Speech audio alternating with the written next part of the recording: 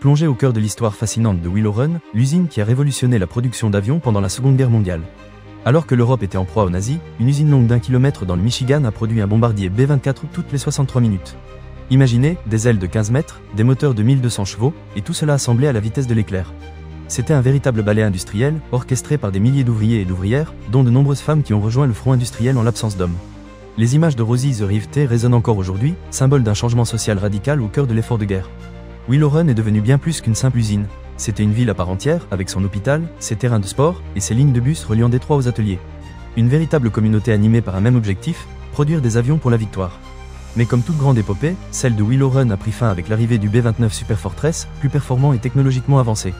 L'usine a changé de vocation, laissant derrière elle un héritage industriel bien vivant. Ce que Willow Run nous a enseigné, c'est que rien n'est impossible lorsque l'ingéniosité humaine est mise au service d'un objectif commun.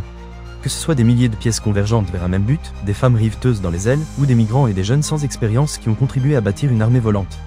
Aujourd'hui, l'histoire de Willow Run résonne encore comme un hommage à la force de la solidarité, de la créativité et de la détermination face à l'adversité. Une leçon d'histoire qui nous rappelle que, même dans les pires moments, la victoire peut être dessinée par la seule force d'un crayon.